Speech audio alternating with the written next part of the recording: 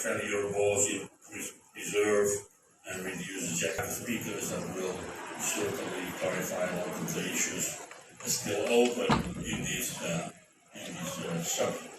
So, thank you very much, Joseph, and a special welcome not only to you in the room but to online attendees. And you attending online, don't forget to ask us questions via the chat. We'll try to pick them up.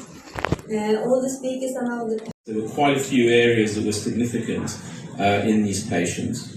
The one thing I'll point out here is that green line on the right is actually the norm you'd expect for patients in the community. So you can see how much AF impacts on these patients' quality of life. Much lower quality of life than they should have at that age.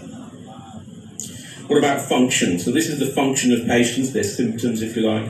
And you can see that in the digoxin arm, those that randomized went from quite moderate to severe symptoms. Actually within 6 months they were migrating a lot to either no or mild symptoms. In the beta blocker arm it was a bit more of a mixed picture. And by the time you get to 12 months, of course, you see this big difference in the patients that were randomized to digoxin. The heart failure parameters followed a very similar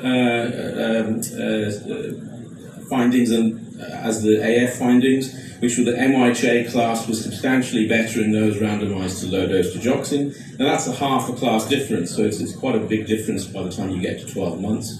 Similarly, in BNP, digoxin over time reduced that BNP level. In the beta blocker arm, you saw increases. So that was again significant by the time you get to 12 months.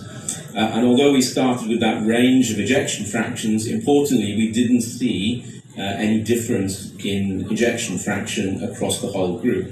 And I'll just mention very briefly that one of our fellows is presenting in the afternoon looking at the HFpEF group.